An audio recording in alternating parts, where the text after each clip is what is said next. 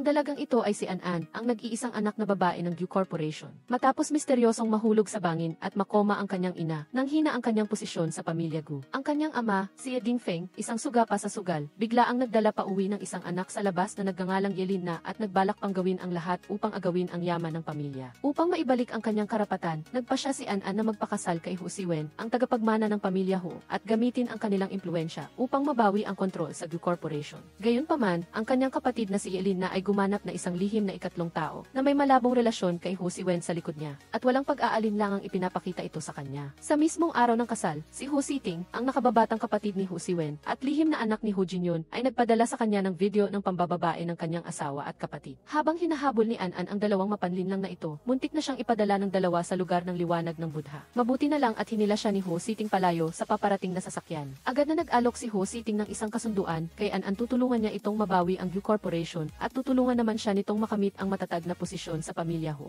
Tila kanais-nais ang alok ngunit walang interes si An-An. Pinilit siya ni Hu Siting kaya't binantaan niya ito ng baril. Ngunit sino ang mag-aakalang makakatagpo siya ng isang walang takot na tao na sinaktan pa ang sarili. Gayunpaman, tumanggi pa rin si An-An at pagkatapos magsalita ay umalis siya at bumalik sa piging ng pamilya Hu at Gu. Sina Yelin na at Hu Siwen ay nakaluhod at nagmamakaawa sa kanilang pamilya na payagan silang magpakasal. Galit na galit si Hu Jinyun at sinermonan ang kanyang irresponsabling anak. Si Dingfeng naman, sa pag-iisip na parehong sina An-An at Yelin na ay mga anak niya, ay pumayag na magkasama sila. Pagkasabi pa lang niya nito, dumating na si An-An. Nagpanggap si Yelin na at nagmakaawa kay An-An na ipaubaya na sa kanya ang kanyang asawa. Walang pag-aatubiling sinampal siya ni An-An ng malutong.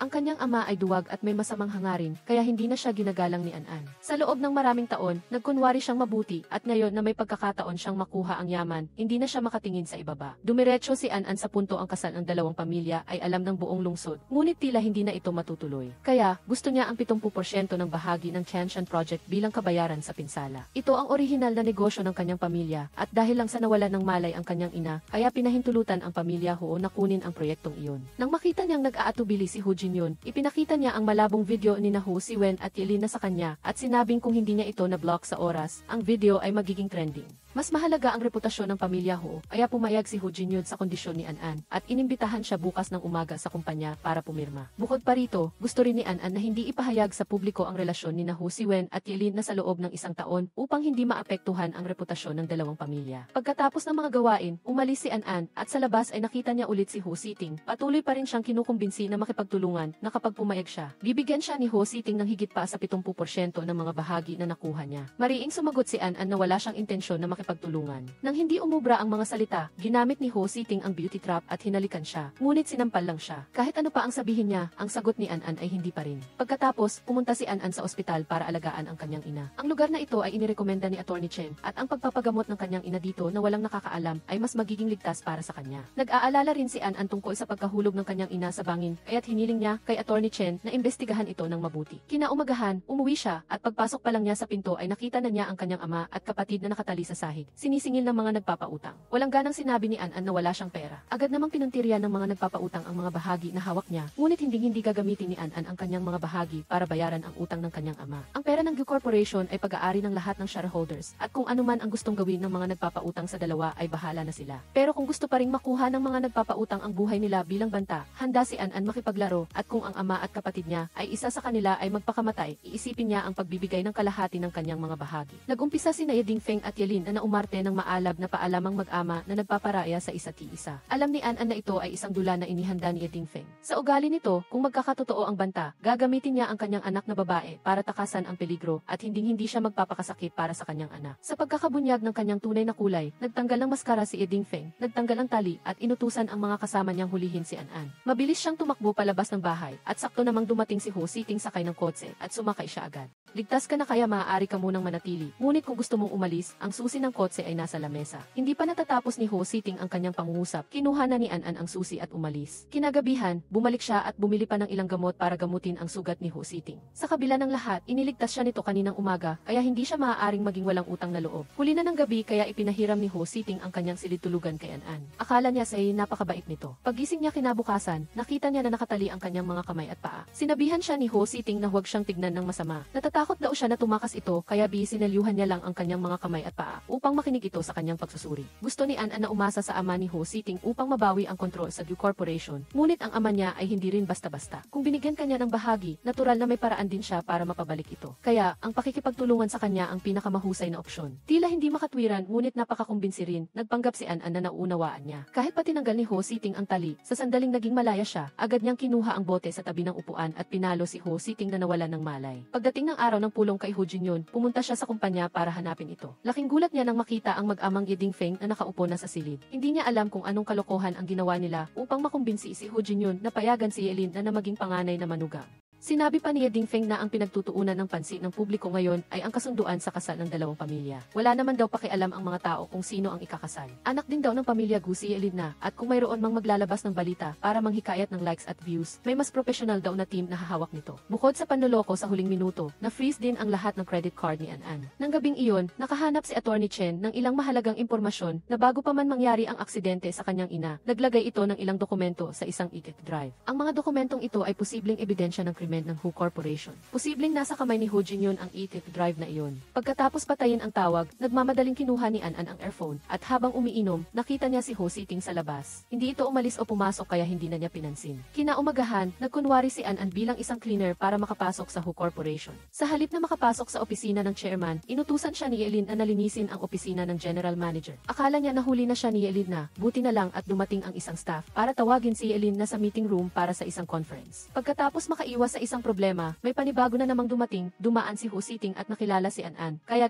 mabilis niya itong hinila palabas at pinaalalahanan na maraming kiis camera sa gusaling iyon. Kaya mag-ingat siya na baka mahuli. Galit na tumalikod si An at umalis, ngunit sinundan siya ni Ho Siting. May gusto raw siyang ipakita kay An. Mayroong kumakalat na balita sa trending na si Yelin na ay dating night butterfly sa isang bar. Dahil sa artikulong ito, tiyak na babagsak ang halaga ng mga bahagi ng Gu Corporation. Sa ugali ni Ho Jinyon, tiyak na lalayo siya sa mag-amang Ye. Kung wala ang Ho Corporation na sumusuporta sa kanila, sino pa ang susuporta sa kanila? Sa huli, ang pinakamahusay na pagpipilian para kay An ay ang makipagtulungan sa kanya dahil wala ng pag-asa sa Tianshan Project. Sinabi ni An na maaari silang magsanib puwersa, ngunit may isa siyang kondisyon, kailangan nilang simulan ito sa pamamagitan ng pagpapakasal. Kung sino man ang matatakot, umuwi na, ngunit si Ho Siting ay hindi natatakot. Gusto ni An na pumirma sa isang prenuptial agreement. Kapag naghiwalay sila, ang kanilang ari-arian ay kailangang equally divided, pantay na hinati. Kung paghahambingin, mas maraming ari-arian ang pamilya Ho. Hindi lang alam kung gaano karami ang mayroon ang anak sa labas na si Ho Siting. Tila lugi, ngunit pumayag si Ho Siting, kayang-kaya niya ang kondisyon na ito. Sa ibang pangyayari, nakipagkita si Yelin na kay Ho Siwen, at habang naghihintay, tinanong siya ng isang lasing kung magkano ang rate niya. Simula nang lumabas sa balita ang kanilang drama, ipinagbawal na ni Ho Jinyon na magkita ang dalawa. Kaya nang dumating si Ho Siwen, nakatakip ang kanyang mukha para hindi siya makilala.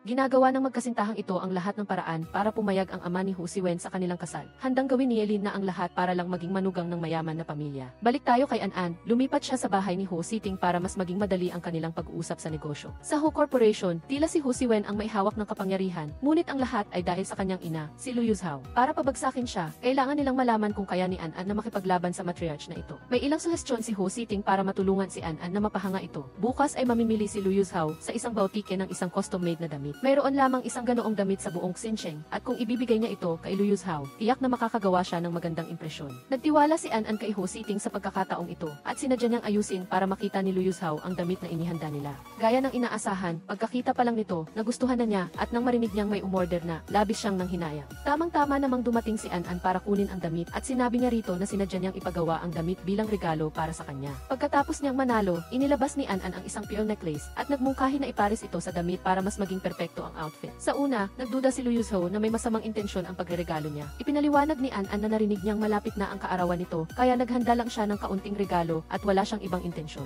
Mukhang totoo naman ang sinabi niya, kaya hindi na nagduda pa si Lu Yuzhao at masayang umuwi dala ang regalo. Nang gabing iyon, nalaman ni Ho Siting na bukas ay makikipagkita si Lu Yuzhao kay Emirates Meng sa isang coffee shop. Muling nagkaroon ng pagkakataon si An na magpakitang gilas. Napag-alaman na nagkita ang dalawang madam para pag-usapan ang proyektong gusto ng Ho Corporation na makipagtulungan. Nagpahiwatig si Emirates Meng na dati silang nakikipagtulungan sa Gu Corporation. Ngunit dahil koma ang boss ng Gu, ang biglaang paghinto ng kooperasyon ay magiging dahilan para sabihin ng iba na ang Meng Corporation ay sumasama sa agos. Pagkasabi pa lang niya nito, dumating si An, nagkunwari na nagkataon lang ang pagkikita. Sa kabutihang palad, gusto ni Meng si An at masaya itong bumati sa kanya. Ipinagmalaki ni An na nakahanap siya ng isang jade necklace na babagay kay Meng, dadalhin niya ito bilang regalo pagkatapos ng ilang araw. At sa narinig na mula si Meng sa tuwa. Ang anak ni Meng ay huwag nang banggitin, halata sa kanyang tingin na mailihim siyang pagtingin kay An-an. Kaya lang ay walang lakas ng loob siyang magsalita, tapos na ang lahat ng maaaring gawin ni An-an. Naayos na niya si Elizabeth Meng, ngayon ay kailangan na lang niyang maghintay kung kakagatin ba ni Lu Yuzhao ang pain.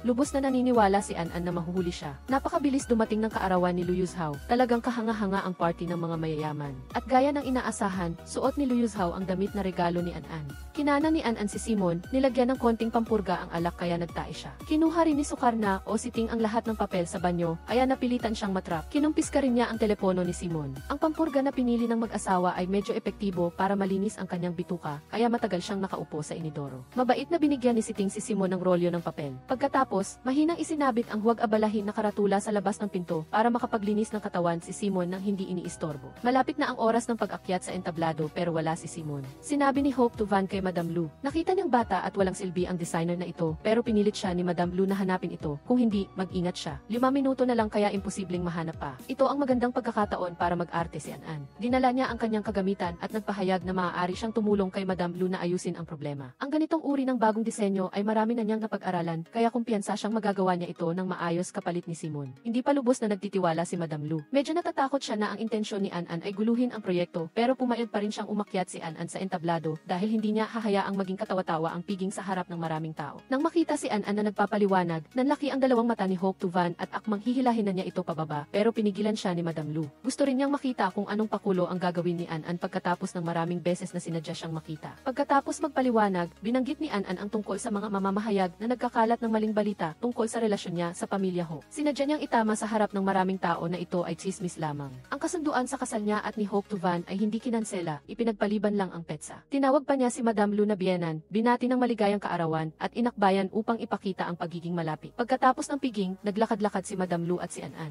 Gayunpaman, nakaramdam siya na inayos ito ni An-an dahil ang designer na inimbitahan niya ay hindi maaaring mawala ng kusa at kakaiba. Kung alam na ni Madam Lu, inamin agad ni An-an na siya ang nag-ayos at isa lang ang layunin. Kung palalawigin pa, ang maging manugang sa isang prestihiyosong pamilya ay hindi madali, tulad ng pagdaraos ni Madam Lu ng piging na hindi lamang para sa kaarawan, kundi para ipaliwanag ang pag-usad ng proyekto. Kaya ang ginawa niya ay para patunayan na siya ang pinakamahusay na pagpipilian para sa posisyon ng panganay na manugang sa pamilya Ho. Para kay Madam Lu, hindi mahalaga kung sino ang mapapangasawa ng kanyang anak, ang mahalaga ay makakatulong ito sa karera niya. Hindi kailangang mag-alala si Madam Lu tungkol dito, dahil matagal na niyang gustong makipagtulungan kay Man's Corporation.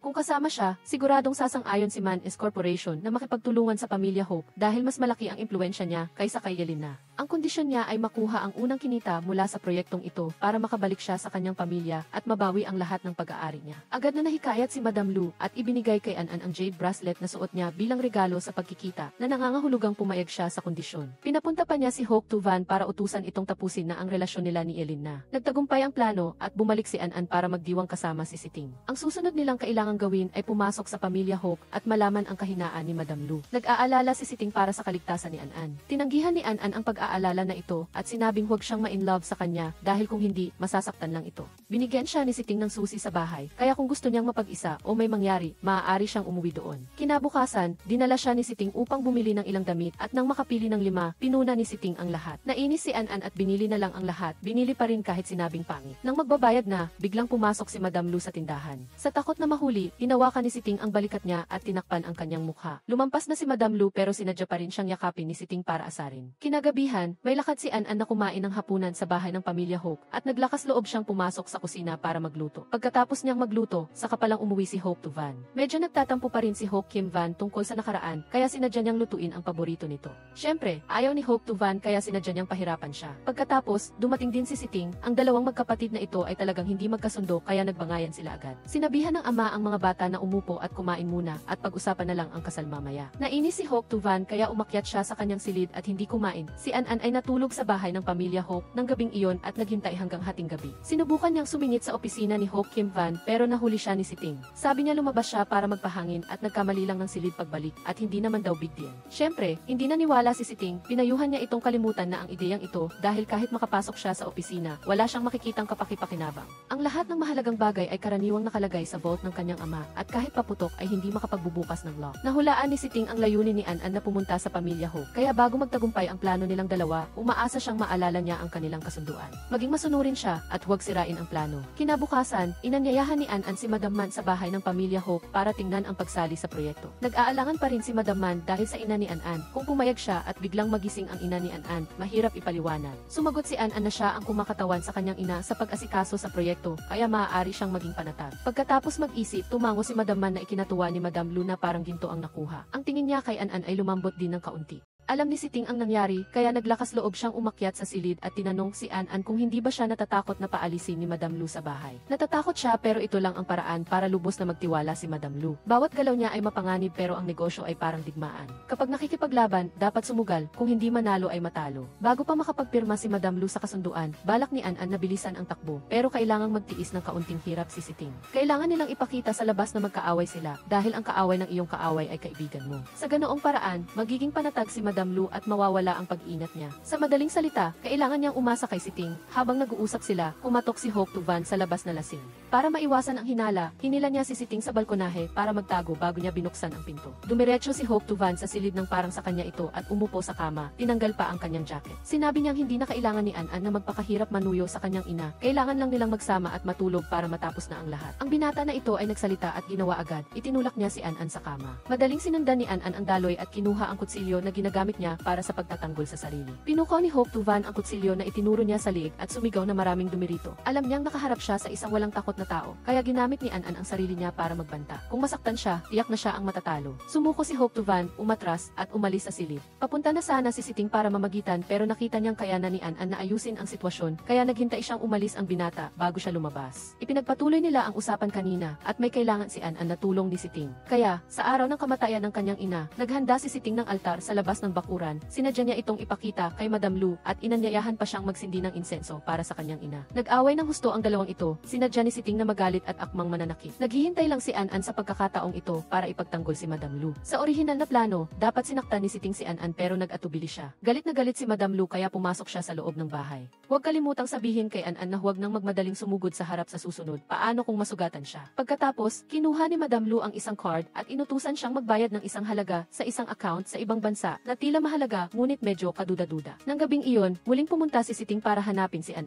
at inakala niyang si Hope to Van ang dumating kaya agad siyang naghanda para sa pagtatanggol. Tinanong niya si Ting kung bakit hindi siya nanakit kaninang umaga. Sinabi niyang hindi niya kayang makita siyang nasasaktan. Napabuntong hininga si An kung para sa kanyang ina, ano lang ang kaunting sakit sa balat, kaya niya itong tiisin. Ngunit kung sa ganito lang kadaling bagay ay hindi pa siya makapagdesisyon, paano pa siya magtitiwala na makikipagtulungan sa kanya? Nangako si Ting na mas magiging malamig siya sa susunod at hindi na magiging malambot ang puso. Biglang naalala ni An ang card kaya ipinakita niya ito kay Ting. Nakilala niya ang pangalan ng tatanggap ng account bilang isang dating lihim na tao. Ang pagpapatransfer sa kanya ng pera ng hayagan ay tila hindi simple. Kinabukasan, pumunta si An sa Hope Corporation para hanapin si Hope Kim Van. Nagmamadaling pumunta si Madam Lu sa kumpanya dahil sa isang lihim na impormasyon. Naghintay si Ting sa lobby at inasar siya ng ilang salita. Noong taon na iyon, pinaratangan ni Madam Lu ang kanyang ina ng pakikiapid sa utusan na nagresulta sa pagpapaalis sa kanila sa pamilya Ho. Ngayon, naghihinala si Ting na hindi namatay ang kanyang ina dahil sa sakit kundi dahil si Madam Lu ang nag-ayos nito. Sa madaling salita, sa pagkakataong ito, si Ting ang magpapaalis sa kanya sa pamilya Ho. Kalmado si Madam Lu at gusto rin niyang makita kung sino ang mananatili. Dahil may kailangang gawin si Madam Lu, umalis siya agad. Mabilis siyang umakyat sa opisina ng chairman at nakita si An. Nagkunwari siyang nagulat nang makita siya roon imbes na pumunta sa bangko para gawin ang pinakiusap niya. Sinabi ni An na nakita ng chairman na may hindi tugmang halaga kaya pinapunta siya rito. Pagkatapos suriin, ang nawawalang halaga ay ang pera sa card na ibinigay ni Madam Lu kahapon. Agad na kinabahan si Madam Lu nang marinig ito dahil ang pera na ito ay may sarili siyang layunin. Ngunit tinulungan siya ni An na magsinungaling na ang halagang iyon ay gusto ni Madam Lu na ibigay sa isang pondo para sa mga bata sa ibang bansa. Dahil dito, hindi siya pinaghihinalaan ng kanyang asawa. Pag-uwi, tinanong siya ni Madam Lu kung bakit niya tinulungan siyang magtago. Sumagot si An na ginagawa lang niya ang dapat gawin ng isang panganay na manugang para sa kanyang biyenan. Nagustuhan ni Madam Lu ang katalinuhan na ito ni An.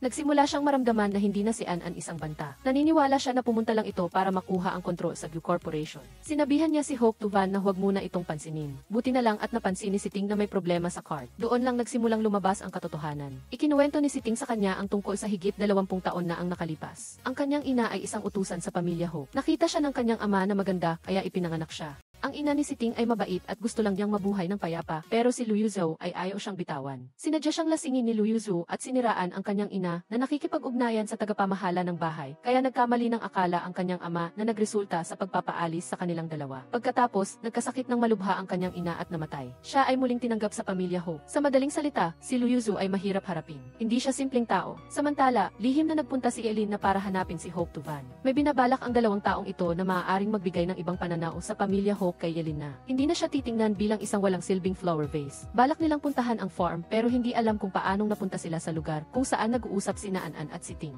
Para maiwasan na masira ang buong plano, walang magawa si Ting kundi magkunwari na lumalandi sa kanyang magiging hipag para makita sila. Sa pilitang nakipagtulungan si An-an, ipinaliwanag kay Hope Kim Van na hinarang siya ng pangalawang binata na may masasamang balak habang nagpapahangin siya sa labas. Bukod pa rito, inako ni si Ting ang kasalanan kaya lahat ay naniwala. Nagkaroon ng pagkakataon si Hope Tuvan na magpanggap na amo, humingi ng pahintulot sa kanyang ama na siya na ang bahala. Kinuha niya ang baseball bat, naintindihan ni si Ting ang ibig sabihin nito, kaya nagboluntaryo siyang hubarin ang kanyang damit at tanggapin ang parusa. Kaya, binugbog ng husto si Ting. Nagbigay ng alok si Hope Tuvan na titigil siya kung aalis ito ng bahay. Si Ting ay gwapo pero matapang, kaya niya ang ilang parusa. Natakot si Madam Lu na baka may masamang mangyari kung magpapatuloy pa ang pagbugbog kaya pinatigil niya ang kanyang anak. Naawa rin si An-an kaya pinayuhan niya si Madam Lu na magpahinga na. Huwag na lang daw pansinin si Ting dahil hindi na mababago ang kasunduan sa kasal nila ni An-an, wala na siyang magagawa. Nagdulot ito ng kaunting pagdududa kay Madam Lu. Kaya, sinadya niyang bantayan si An-an at dahil dito, nakita niya itong naglalagay ng gamot at tubig sa labas ng silid ni si Ting. Kinabukasan, hindi nakita ni Madam Lu si Ting na bumaba para mag-almusal at dahil natatakot siyang magalit ang kanyang asawa, sumenyas siya sa kanyang anak. Nagkunwari si Hope Tuvan na lumuhod at humingi ng tawad sa kanyang ama dahil medyo malakas ang pagkakasakit niya sa kanyang nakababatang kapatid kagabi. Nagpahayag si Madam Lu na payagan si Ting na lumipat at tumira sa labas. Mula pagkabata ay hindi na namuhay ng magkasama si Ting kaya mahirap para sa kanya na maintindihan ang lahat ng tuntunin ng pamilya Hope. Madaling makagawa ng pagkakamali. Sumang-ayon din si Hope Kim Van dahil nakita niya itong makatwiran kaya nagpatuloy pa siya.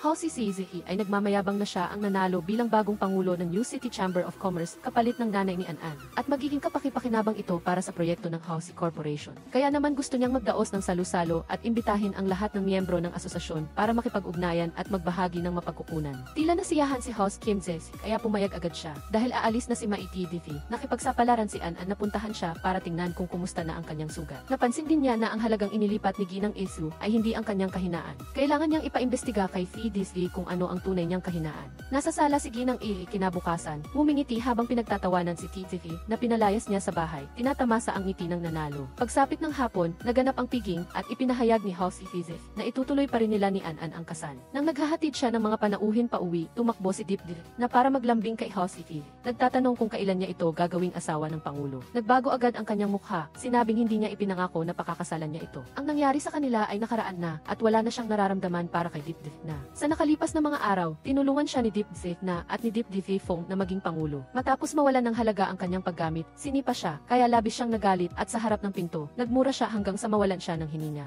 Nang gabing iyon, palihim na pumasok si An-an sa opisina ni House Kim Jae upang hanapin kung nandoon ang ATP drive na sinabi ni Abogado Tier. Hindi sinasadyang nahulog niya ang kahon at muntik na siyang mahuli ni House Kim Jae. Nagkataon, nag-aalala si TDC kaya dumalaw siya sa bahay. Nakita niya na maliwanag ang ilaw sa opisina ng matandang lalaki mula sa ibaba ng kalsada at nagawa niya siyang iligtas. Lumalabas na pinuto ng binata ang mga kawad ng kuryente ng villa para makuha ang atensyon ng lahat sa bahay. Nagbigay siya ng dahilan na galit siya dahil paanong ang mag-ina na sina House Hihi ay komportableng kumakain at nagdadamit ng maayos habang siya ay pinaalis. Walang nagawa si House Kim Jae. Pinasabi sa katiwala na ihatid siya at pagkatapos ay pinauwi ang lahat para matulog. Kinabukasan, pinatawag ni Ginang Efi si An-an para harapin siya at asarin sa ilang bagay. Binalaan niya ito na kung gusto niyang mabuhay sa isang malaking pamilya tulad ng Housey na nagkukubli lang, ang tanging kahihinatnan ay maging miserable. Kaya kung gusto niyang magtagumpay, kailangan niyang maging mapagpasya. Pagkatapos, binigyan siyang muli ni Ginang Efi ng card at hiniling na ilipat ang natitirang pera ng proyekto sa account number na iyon. Nang makabalik si An-an mula sa bangko, dumating muli ang problema. Tinanong siya ni Ginang Efi kung bakit wala na ang pera sa card na ibinigay niya kaninang umaga. Sinabi ni Ginang Efi sa kanyang asawa na inutusan niya siyang ilipat ang pera ng proyekto, ngunit inilipat niya ito sa account ni Boss Wang, ang kakumpetensya ng Housey Corporation. Hindi maintindihan ni An-an ang sinasabi niya. Ipinaliwanag niya na hawak niya ang card at nagpunta siya sa bangko para kumpirmahin. Ngunit hindi niya inilipat ang halagang ito at kung hindi naniniwala, maaari itong tingnan sa bangko. Ipinakita ni Hao Si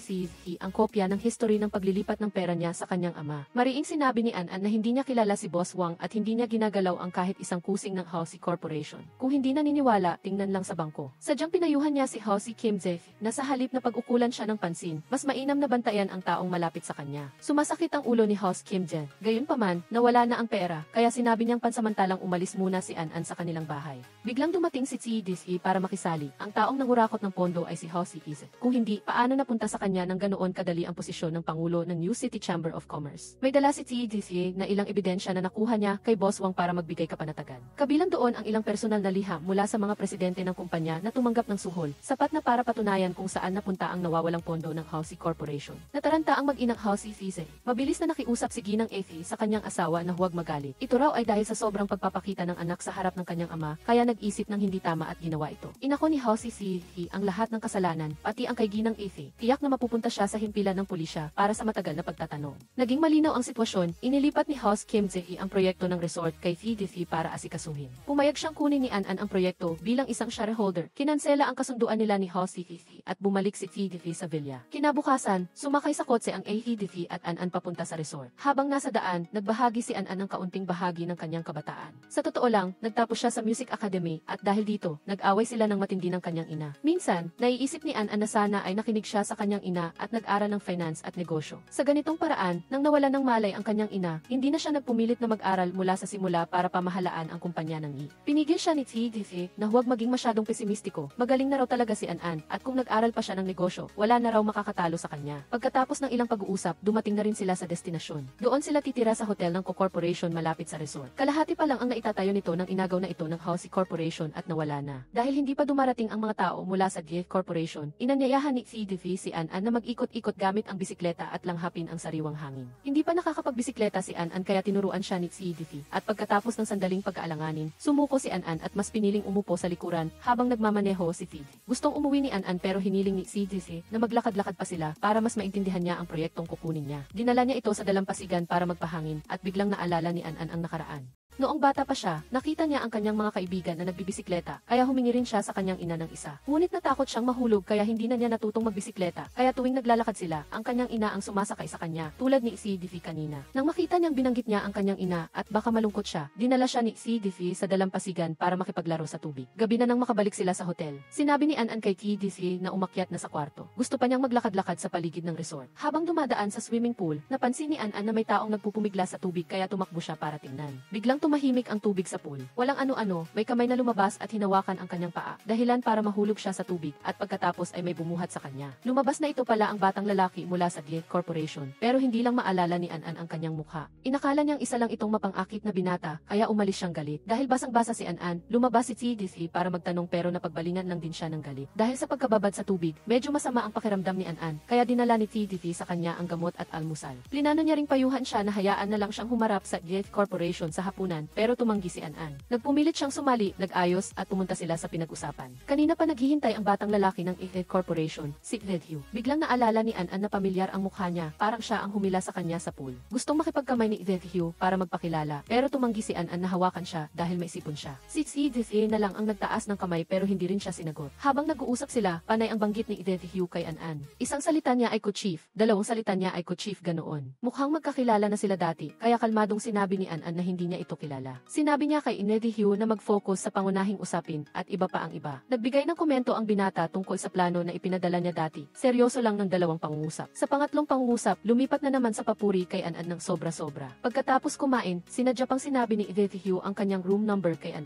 Pinayuhan niya ito na huwag mag-atubiling puntahan siya anumang oras kung may kailangan siya. Pagkatapos siyang ihatid, tinanong ni si An kung magkakilala ba talaga sila ni Hugh dahil tila masyado itong palakaibigan. Nakakagulat pa na pareho pa sila ng kulay ng damit ngayon. Sinabi ni An na huwag siyang maging usisero at huwag magtanong ng marami. Ang problema, panay ang kislot ni CDC at pilit siyang kinukulit. Kaya sinabi niya na ito ang dahilan kung bakit siya nahulog sa swimming pool kagabi at nagkasipon siya at masama ang pakiramdam niya ngayong umaga. Pagkarinig nito, agad na hinanap ni CDC si Hugh. Inakala nito na si An ang naghahanap sa kanya, kaya masaya siyang nagbukas ng pinto. Matigas ang lalaking ito at hayagang sinabi na gusto niyang ligawan si An.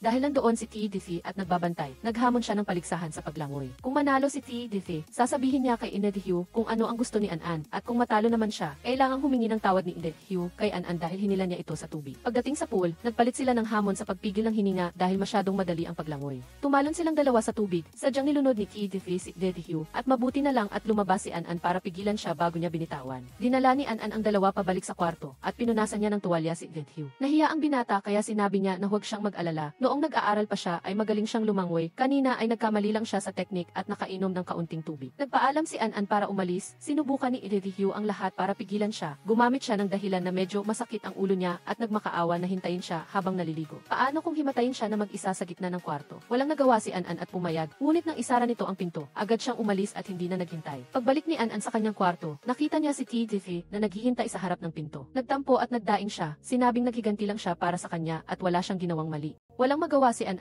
kahit papaano si Hugh ay galing sa Corporation, ang pinakamahalaga para sa proyekto. Kaya pinapunta niya si CDC para mag-sorry. Tumanggi si CDC, sinabing hindi na nga siya pinapansin, tapos utusan pa siyang humingi ng tawad, hindi niya gagawin iyon. Kinabukasan, kumakain si An ng almusal kasama si CDC at nagtampo na naman ang kuya dahil hindi siya pinapansin. Nag-text si Hugh kay An at nagsumbong na nagkasakit siya at kung hindi niya ito aalagaan, aalisin niya ang puhunan. Nakikipag-ugnayan na siya sa isang malaking bata at ngayon may isa pa. Sa una, inakala niyang naglalaro si Hugh at ginagamit ang issue ng puhunan para takutin siya. Ngunit talagang mailagnat ang binata, sobrang init ng noo. Pagkatapos pa inumin ng gamot ang lalaking ito, si CDC naman ang nagtampo. Nagkunwari na may sakit para makuha ang atensyon. Pagdating ni An ay kailangan niyang bumalik ulit para tingnan ang kalagayan at naramdaman niyang mainit din ang noo ni CDC. Kaya nagmadali siyang bumalik para kumuha ng pampababa ng lagnat. Nang bumalik siya, nahuli niya si CDC na naglalagay ng mainit na tubig sa kanyang noo para magkunwari. Napailing na lang si An at umalis na lang papunta sa kanyang kwarto. Kinabukasan, nakita ni CDC si An na nagdadala ng lugaw para kay Hugh at nagselos siya. Nagtanong kung bakit siya nagtatampo sa kanya buong araw dahil lang sa isang nagkukunwaring may sakit. Iyon pa rin ang sinabi ni An, pinapunta siyang humingi ng tawad sa lalaki. Pagkasabi nito, dinala niya ang pagkain kay Hugh at marunong ding maglambing ang binata. Humingi pa na subuan siya bago kumain. Kung hindi dahil sa proyekto, itatapon na ni An ang mangkok ng lugaw sa ulo niya at hayaan mo na ang pagsusubo at pag-aalaga. Tinanong niya si Hugh tungkol sa plano at kalmado siyang sumagot na wala siyang alam na tingnan dahil dati pa man ay sinusunod lang niya ang sinasabi ng kanyang ama na puhunan. Kaya naman, sa pagkakataong ito, nagtitiwala siya kay An kung paano niya ito dinisenyo, gayon din ang ipapatayo. Biglang kumatok si CDV sa pinto at may dala siyang mainit na gamit na ikinagulat ni An. Pumasok siya na may seryosong mukha at humingi ng tawad kay Hugh. Umaasang kalimutan na nito ang nakaraan at dinala ang mainit na gamit para balatan ang prutas para sa kanya. Natakot si Hugh, sinabing bigyan na lang siya ng may balat para may nutrisyon at pagkatapos humingi ng tawad, hinila niya si An palabas. Pinagalitan niya sina DDC at Hugh na parehong isip bata, parang dalawang bata na naglalaro ng walang kabuluhang laro at nagpapaligsahan sa walang kwentang bagay. Sinabi ni An na inaalagaan niya ang binata dahil sa proyekto ng resort at hanggang hindi ito natatapos, walang pagkakamaling dapat mangyari. Nangako si DDC na susubukan niyang huwag nang manggulo pa sa kondisyong sasabihin sa kanya ni An ang lahat ng ginagawa nilang dalawa ni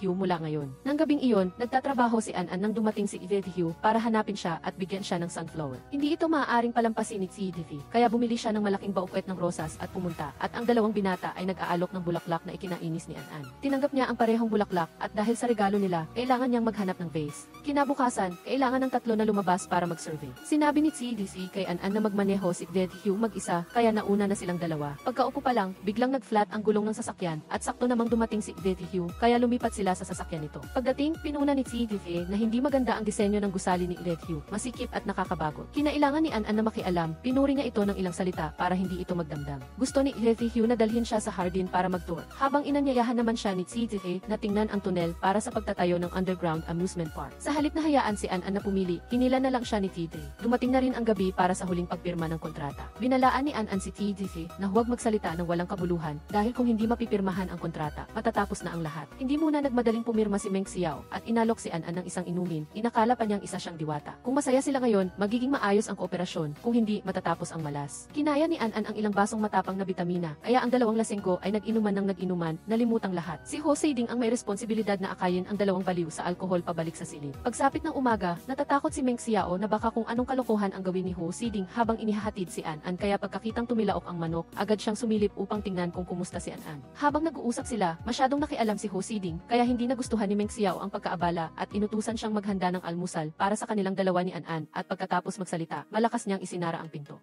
Lakhang-lakas ng loob na sinabi ni Meng Xiao kay An na maaari niyang ilipat ang lahat ng kanyang bahagi ng proyekto ay An, basta makipag-date lang ito sa kanya sa loob ng isang araw. Hindi inakalang mahirap, ito ay simple, tumango si An, makipag-date ng mag-isa kapalit ng mga bahagi nang hindi na kailangang magpakahirap. Kung alam lang na madali, hindi na sana nagpuyat si An para mapalapit sa kanya. Si Tuting na nakatayo sa labas ay narinig ito kaya masakit sa kanyang dibdib. Nakita na hindi pa rin nagsasabi si An ng kahit ano sa kanya, bagkus ay inutusan pa siyang gumawa ng trabaho para hindi makahadlang sa kanilang dalawang pagdidate. Hindi na nais ni An na magpaliwanag pa ng marami, hanggang makuha ang proyekto at makumpleto ang unang plano na itinakda nilang dalawa, gagawin niya ang anumang bagay. Pagkasabi niyon, bumalik siya para maghanda. Pagbaba niya sa lobby, nakita na niyang naghihintay si Meng Xiao na nakasuot ng elegante. Nandoon din si Tuting, nagkukunwari nakakatapos lang niyang mag-jogging at nakabili ng dalawang bote ng tubig para dalhin nila. Sinadya pa niyang sirain ang gulong ng kotse ni Meng Xiao para masira ang date. Ngunit may plan is pala siya, naghanda ng isa pang supercar at umalis, naiwang nagtataka si Tuting. Pumunta ang dalawa sa isang seaside restaurant at nag-enjoy sa masayang hapon. Ginalaan ni Meng Xiao si An na huwag mag-usap tungkol sa trabaho. Nang mag-aalas 8 na, nagmadali ang binata at nagtapat ng pag-ibig. Sinabing mahal niya si An mula pa sa unang tingin. Ibang-iba raw si An sa mga taong nakilala niya, hindi nanunuyo at hindi rin nagpapalakas ng loob. Sa gitna ng mahalagang sandali, may naramdamang hindi maganda sa tiyan si Meng Xiao. Sinubukan niyang tiisin, ngunit hindi niya kaya. Nagmadali siyang umalis para sagutin ang tawag ng kalikasan. Masayang lumapit si Tuting, lumabas na naglagay pala siya ng digestive yeast sa alak. Tinulungan si Meng Xiao na gamutin ang kanyang constipation. Pinagalitan siya ni An natigilan na ang kanyang kalokohan. Kung hindi nila makuha ang proyektong ito, mag-ingat siya dahil tatapusin niya ito. Sa halip na umalis, buong tapang na hinalikan ni Tuting si An. Eksaktong alas 8, sumabog ang mga paputok na inihanda ni Meng Xiao. Hinila agad ni Tuting si An palayo sa restaurant at nagpunta sa tabing dagat para magpahangin. Nagbiro pa siya kay An na babawi siya sa susunod ng mas magandang fireworks show. Sinabi niya na hindi niya gusto ang paputok, gusto lang niyang tumitig sa mga bituin, kaya hindi na kailangan pang bumawi. Ang magkasintahan ay umupo at tumitig sa mga bituin hanggang umaga bago bumalik sa hotel. Dahil bigla siyang umalis kagabi, nagtatampo si Meng Xiao na naghihintay kay An at nakatulog na. Nagkunwari si An na sumakit din ang tiyan niya at ayaw mapahiya, kaya siya umuwi ng maaga. Tumakbo ang sekretarya ni Meng Xiao para hanapin siya at ipaalam na nagtipon-tipon na ang mga magsasaka sa ibaba ng gusali at nagdudulot ng gulo. Nagmamadaling bumaba ang tatlo upang tingnan. Nagpoprotesta ang mga tao at humihingi ng paliwanag. Ang nangyari, kinuha ng proyektong ito ang kanilang lupa para sa pagtatayo. Binili ito sa murang halaga. Ngayon, nakita nilang itatayo ang isang marangyang resort, kaya humihingi sila ng pagtaas ng presyo sa napakataas na halaga. Mas mataas ng ilang beses sa dating presyo. Kung hindi, sisirain nila ang buong resort. Mayabang na sinabi ni Meng Xiao nang malakas na sinumang gustong magwasak ay kailangang dumaan muna sa kanya. Kaya, nagkumpulan ang lahat at pinagsusuntok siya. Halos hindi na siya makilala ng kanyang mga magulang.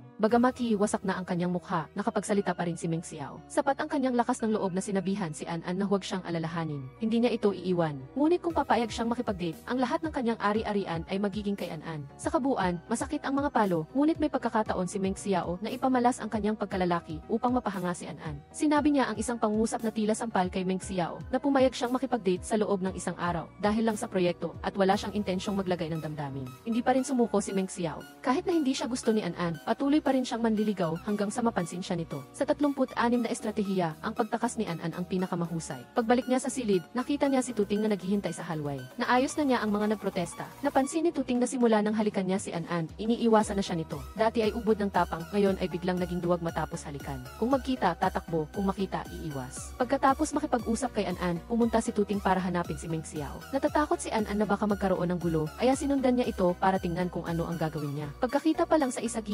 nag-away na agad ang dalawang ito, walang gustong magpatalo. Napilitan si An na pakiusapan si Tuting na umuwi muna. Pagkatapos ng 9,981 na pagsubok, sa wakas, napirmahan din ang kontrata. Nagsalita si Meng Xiao at tumupad sa kanyang pangako. Sa harap ng mga stockholder ng magkabilang panig, idineklara niya ang paglilipat ng lahat ng mga bahagi sa resort project na tila isang napakatinding pagpopropose ng kasal. Nagulat ang lahat ng marinig ito dahil hindi maliit ang halaga, pati na rin si An. Biglang dumating si Tuting para makigulo, nagdeklara ng isang nakagugulat na pangungusap. Si An ay kanyang asawa, kaya hindi niya matatanggap ang mga bahagi na ibinigay ni Meng Xiao. Gusto ni Meng Xiao na si An mismo ang magkumpirma. Ang pagtango ni An ay nagpainis ng husto sa binata. Mula noong bata pa siya, wala pang sinuman ang nagloko kay Meng Xiao ng ganoon kasakit. Galit na galit siya, kaya umalis siya agad sa gitna ng pulong. Hinila ni An si Tuting sa labas para magkaroon ng panloob na pagpupulong. Tinatanong kung ano ang ibig niyang sabihin sa paggawa nito. Siyempre, dahil hindi kayang makita ni Tuting na pumayag si An sa alok ng kasal ni Meng Xiao. Tinanong niya pabalik si An kung hindi man lang ba siya nagkaroon ng damdamin para sa kanya mula simula. Napakahina ng loob ni An. May nararamdaman talaga siya para kay Tuting ngunit hindi ito ang oras para pag-usapan ang pag-ibig. Ang proyektong resort na pinagtutuunan ng pansin ng kanyang ina ang numero unong bagay na inaalala niya. Sinabi ni Tuting na huwag siyang mag-alala. Hahayaan na lang niya ang kanyang sarili ang bahalang magpalamig kay Meng Xiao. Ang binata ay nasa ibaba ng gilid at nagpapalabas ng kanyang galit. Nang makita niya si Tuting na dumarating, inanyayahan niya ito sa isang laro. Ang dalawang binata ay pumunta sa court, ang isa ay sumuntok, ang isa ay umilag ng buong sigla. Umilag lang si Tuting at hindi sumuntok pabalik kaya nawala ng gana si Meng Xiao at tumigil sa paglalaro. Siya ay medyo isip bata ngunit napakalalaki. Iginagalang niya ang desisyon ni An, hindi na siya ginugulo. Pagkatapos ayusin ang isang bagay, umuwi na si Tuting at An. Pagbaba nila sa parking lot, tumawag si Ho Kim Van at ipinaalam na nagbakasyon na sa ibang bansa si Ginang Lof. Marahil ay dahil nahuli ang kanyang anak na si Ho Tu Van. Hindi maganda ang kanyang pakiramdam kaya gusto niyang gamutin ni Hyulin ang kanyang kaluluwa. Ang balita tungkol sa kanilang dalawa na nagdeklara na mag-asawa ay nakatrending sa paghahanap. Kaya, ang dalawang tao ay kailangan pa ring magkunwari na nagkasama sa iisang silid pag-uwi para hindi magduda ang matandang lalaki. Sinipa ni An si Tuting pababa para matulog sa sahig. Ang gwapo at makapal ang mukhang binata ay gumapang pabalik sa kama at nagpatuloy sa pagtulog. Hating gabi na, tumawag si Abogadong Tran para tanungin si An kung nahanap na niya ang is. Kung hindi pa, dahan-dahan lang, huwag magmadali o mag-isip ng sobra. Ang mas mahalagang bagay ay ang alagaan ang kanyang ina. Kapag nagising na siya, magiging malinaw ang lahat. Pagkagising ni An sa umaga, wala na ang kanyang kunwari na asawa. Lumabas na bumaba ito sa kusina para maghanda ng almusal. Sinabihan niya itong huwag masyadong in character sa pag-arte. Sila ay isang kasunduan lang na kasal. Maaga pa lang, ang balita tungkol sa pagbaba ng halaga ng Boucher Group sa stock market ay nasa lahat na ng pahayagan. Naramdaman ni Tuting na oras na para tuparin ang kanyang pangako. Tutulungan niya itong bawiin ang mga bagay na pagmamay-ari niya. Sa kabilang banda, si Dipting Pong ay dinumog ng mga nagpapautang sa kanyang bahay. Sa pagkakataong ito, hindi sila nagpaparaya. Kapag naantala ng isang araw ang pagbabayad ng utang, hihingi sila ng isang daliri. Natakot si Dipting Pong at nangako na babayaran niya ng buo bukas. Ngayon, titingnan nila kung mayroong anumang bagay na may halaga sa bahay at kukunin muna bilang pantakip sa utang. Nang makita niyang nakatitig ang nagpapautang kay Diplam na, sinabi niya na maaari na ring dalhin ang anak. Nagmakaawa si Dipting Pong na bigyan siya ng isang araw para mangolekta ng pera. Tiyak na babayaran niya ng buo bukas. Pagkatapos bisitahin ng nagpapautang, nagkaroon ng gulo sa loob ang mag-ama. Iminungkahi ni Diplam na nakailangan lang na pumanaw ang lola. Ang lahat ng otoridad ng korporasyon ay mapupunta kay Dipting Pong. Sa ganoong paraan, mababayaran ang utang at magiging masaya muli ang buhay. Siguradong hindi hahayaan ni An na lumabas ang kanyang ina. Kaya, magpakalat lang ng mga maling balita at gawin itong paniwalaan ng mga tao. Narinig ni Dipting Pong na makatwiran ito, kaya nagdaos siya ng press conference at ipinahayag na ang kanyang asawa ay pumanaw na dahil sa kamalasan. Ang posisyon ng tagapangulo ay aakuin niya simula ngayon. Naiinis na nanonood ng balita si An sa bahay. Buhay pa ang kanyang ina, ngunit hayagan siyang niloloko ng lalaking iyon para makuha ang ari-arian. Pinayuhan siya ni Tuting na kumalma. Ang pagkahulog ng kanyang ina sa bangin ay hindi lang simpleng aksidente. Gustong malaman ni Tuting kung ano ang nangyari sa kanya, ngunit hindi sinabi ni An dahil hindi pa ito ang tamang oras para sabihin sa kanya. Tumawag ang tauhan ni Tuting para ipaalam na sinimulan na ni Dipting Pong na palihim na ibenta ang mga bahagi ng Boucher Group sa black market. Palihim na itong ginagawang pera. Hindi lang iyon, inutusan din niya si Diplam na bumili ng mga tiket sa eroplano. Ang perang pinagbentahan ng mga bahagi ay nasa bulsa na niya. Sa oras na lumipas ang bukas, sila ng kanyang anak ay magiging bilyonaryo na. Nang gabing iyon, masayang nag-empake ang mag-ama, may dalang bagahe na tumakas. Pagbaba nila ng bahay, nakita nila si An na nakaupo at naghihintay. Sinabi niya na alam niyang iligal ang transaksyon ng pagbebenta ng bahagi sa black market. Ang taong bumili ng bahagi niya ay si Tuting. Sa madaling salita, hindi na pagmamay-ari niya ang Boucher Group. Natakot si Dipting Pong na makulong at kumain ng 3 beses sa isang araw. Kaya sinisi niya si Diplam na bilang utak ng lahat. Siya raw ay nabiktima lamang. Muling nag-away at nagsuntukan ang mag-ama. Pinayuhan ni An na huwag na silang magtalo pa dahil isinampa na niya ang kaso laban sa kanilang dalawa. Pareho silang may pananagutan, hindi na kailangan pang magtalo. Walang epekto ang pagpapanggap na nagsisisi at nagmamakaawa. Minura pa ni Dipting Pong si An. Hindi siya nagsalita ng marami at pinaalis ang mag-ama sa bahay. Hindi maaaring magdala kahit isang sentimo. Ang mga gamit sa kanilang maleta na inilagay ni An ay hindi rin nila maaaring ilabas dito. Galit na galit ang mag-amang Dip ngunit wala silang magawa. Minura pa nila si An ng ilang pangusap bago umalis ng maisama ng loob bago sila tuluyang paalisin. Hinarangan at binalaan ni Tuting si Dipting Pong. Kung maglalabas pa siya ng mga salita na makakasakit kay An, malilipol siya. Bukod pa rito, gusto niyang malaman kung ano ang nangyari sa kanyang lola. Kung sasabihin niya, bibigyan niya ito ng sapat na pera para makapamuhay sa ibang bansa. Sa simula ay wala siyang sinabi, ngunit nang marinig niya ang halaga na umabot sa 5 milyong yuan, nagbago ang ugali ni Dipting Pong sa ika-negatibo 8 pagkakataon. Bumalik si Tuting sa loob ng bahay para magdiwang kasama si An. Tapos na ang problema sa pamilya, tinanong ni Tuting kung hindi ba dapat nilang isipin ang tungkol sa kanilang relasyon. Nagmakaawa si An na bigyan pa siya ng kaunting oras dahil may mahalaga siyang kailangang ayusin. Lahat ay magkakaroon ng katapusan. Sa oras na iyon, sasabihin niya sa kanya ang lahat. Ngunit sa ngayon, hindi pa ito ang tamang oras. Pagkatapos makuha ang lahat, ginantimpalaan ni An ang sarili ng isang umaga na parang isang tycoon. Nagrelax, nagpamasahe at nagpamanicure Secure. Naghanda pa siya ng isang set ng damit para kay Tuting. Dahil tumira siya doon, hindi niya ito maaaring tratuhin ng masama. Gusto ni Tuting na maglakad-lakad sa lugar kung saan siya lumaki, kaya dinala siya ni An para umakyat sa pader ng kanyang dating paaralan. Nakita sila ni Gardley ng paaralan, kaya lumapit para tingnan kung sino ang napakatapang. Lumabas na kilala niya. Dati, madalas siyang tumatakas para bumili ng snack at nahuli ni Gardley. Dahil sa paulit-ulit na paghuli, naging pamilyar na ang mukha niya. Nang makita niyang may matangkad at malaking kasintahan si An sa pagkakataong ito, natuwa rin si Gardley para sa kanya. Dinala ni An si Tuting sa parke, kung saan siya madalas umupo noong bata pa siya. Dati, tuwing nalulungkot siya, pupunta siya rito at upo sa duyan para mabawasan ang kanyang kalungkutan. Dahil ang kanyang ina ay masipag sa trabaho at sobrang abala, at ang kanyang ama ay hari ng pagtataksil. Ang paglalaro niya rito ay upang hindi niya makita ang kanyang mga magulang na nag-aaway. Pagkatapos magkwento, tumalon si An para maglaro sa duyan. Napansin ni Tuting ang isang kotse na sumusunod sa kanila mula pa sa paaralan hanggang dito. Nang maghapon na, inihatid ni Tuting si An pabalik sa villa. Nakita niyang nakaparada ang berdeng sasakyan malapit sa bahay ni An. Sa pag-aakalang may gulo, nagmadali siyang bumalik kay An. Tama nga, ginugulo siya ng kanyang ama na nakapasok sa bahay. Mabuti na lang at dumating si Tuting sa oras, kaya hindi siya sinaktan ng lalaking iyon. Sa gitna ng pagpupumilit, nasaksak si Tuting. Takot na takot ang mag-amang diptingpong at mabilis na tumakas. Dali-daling dinala ni An si Tuting sa ospital. Matagal siyang naghintay sa labas bago lumabas ang doktor at nagbalita na wala itong panganib sa buhay. Gayunpaman, sa panahong ito ay hindi siya makakagalaw at nangangailangan ng tagapag-alaga. Kaya, nagbantay si An sa ospital. Naghihintay na magising si Tuting.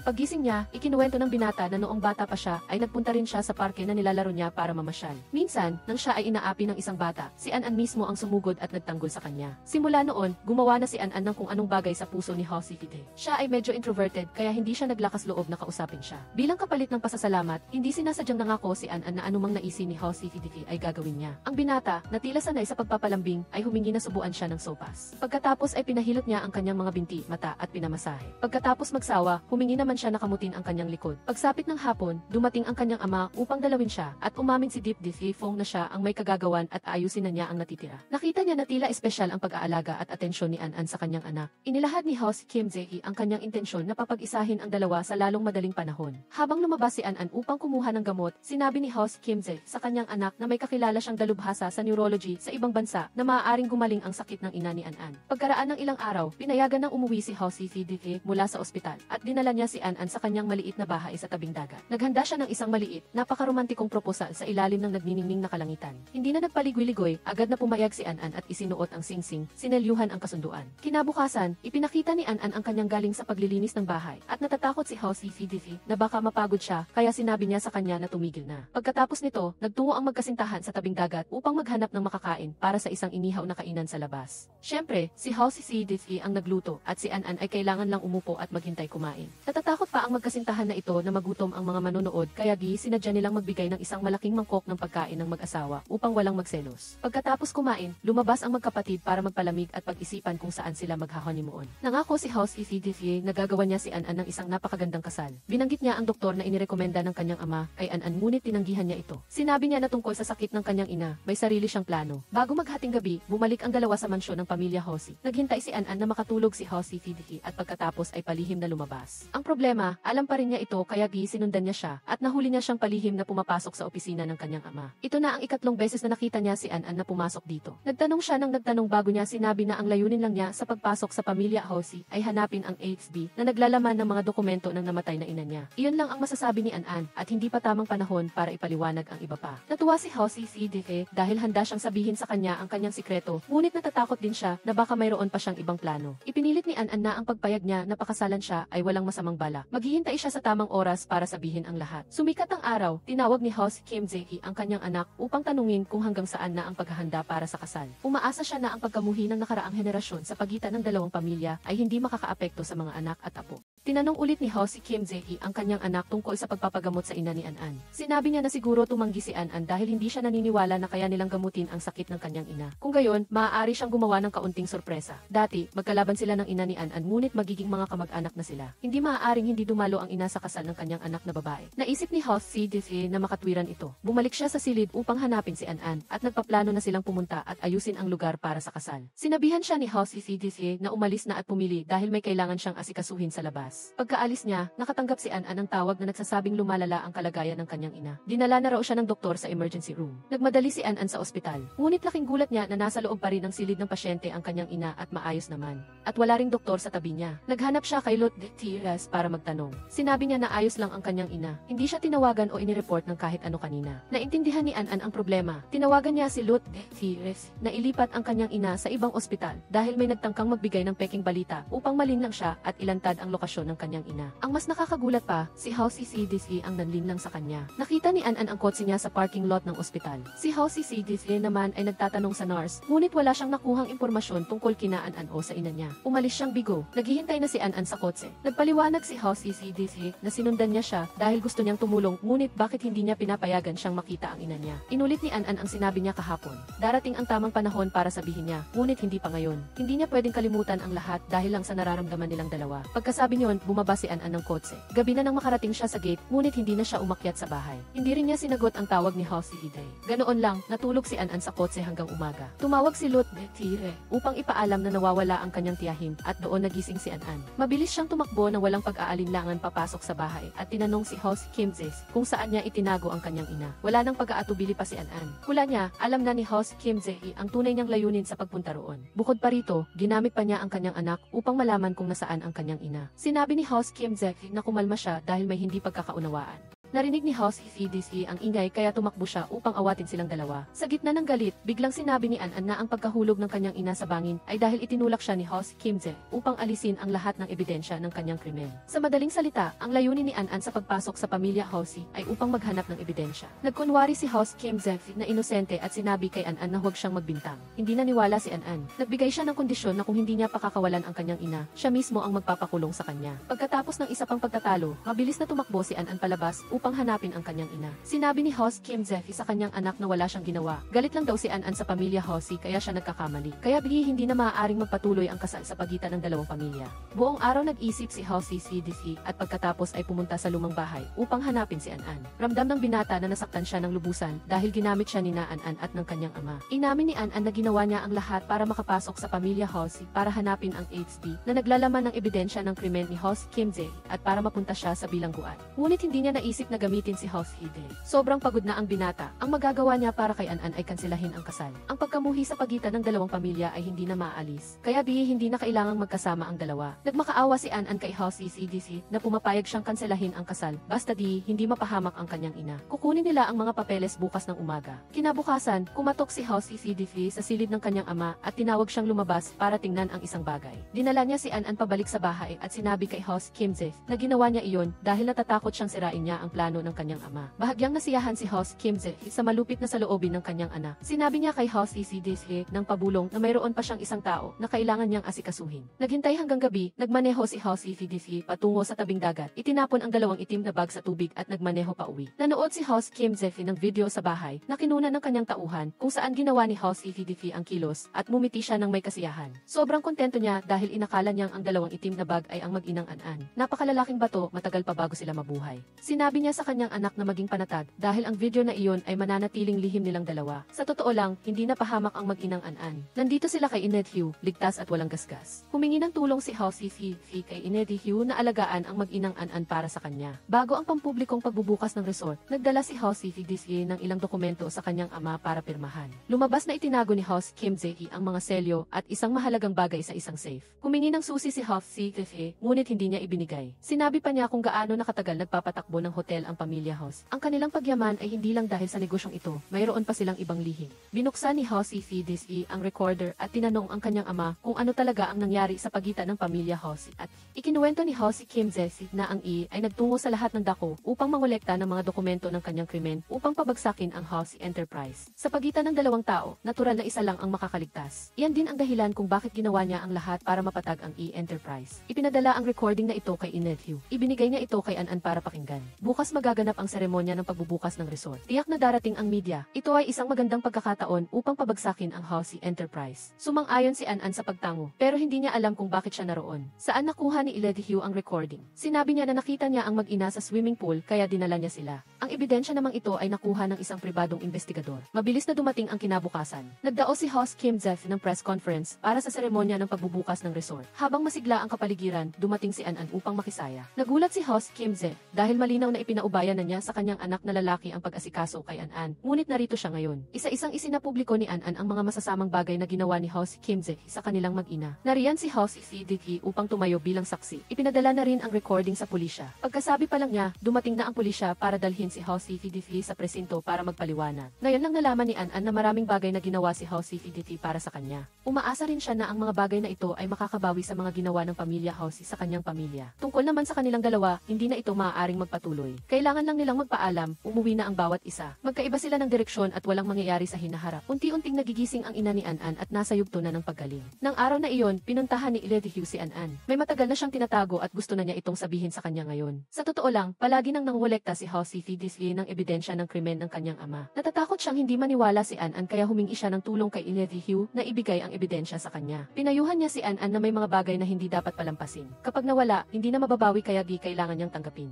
Maaaring madaya mo ang sarili mo minsan, ngunit hindi mo ito magagawa habang buhay. Ngayong gabi ay aalis na si Heo Si Diki papuntang ibang bansa. Ganoon lang ang sinabi ni Lee Hugh. Ang natitira, kailangan nang gumawa ng sariling desisyon ni An-an. Madaling umakyat ang pride ni An-an at matagal pa bago niya hanapin si Heo Si Diki. Pagkasabi niyon, bumalik siya sa bahay. Sabi niya ay hindi siya interesado sa binata, ngunit patuloy niyang naaalala ang kanilang mga alaala. Ang dapat mangyari ay nangyari. Hiniram ni An-an ang motor ng delivery rider at mabilis na nagtungo sa kahoy na bahay sa tabing dagat. Paglabas pa lang ni Heo Si Diki ng kotse dala ang kanyang maleta. Nakita niya si An-an na nakahawak sa baywang at nagtatampo na tinatanong kung anong oras ang flight niya. Natigilan ang binata. Totoo na gusto niyang mag-aral sa ibang bansa. Kung sasabihin lang ni An-an na manatili siya, pag-iisipan niya kung aalis ba siya o hindi. Matagal pa bago magpumilit si An-an. Pinapayagan lang niya siyang gumawa ng isang bagay upang suyuin siya at mawala ang kanyang galit. Madali lang ito. Dinala ni Heo Si Diki si An-an sa isang lugar na may mga bundok at ilog, ay hangin at sikat ng araw. Sinabi niya kay An-an na gusto niya siyang makamit kasama ang lahat ng mayroon siya. Kaya, gusto niyang magpakasal ulit sa kanya. Hindi pa nakakapayag si An-an nang tumawag ang ospital at sinabing nawawala ang kanyang ina. Tumigil ang pelikula dito. Magpapatuloy kaya ang part 2 at ano ang mangyayari? Hintayin natin. Sa ngayon, paalam at bye-bye.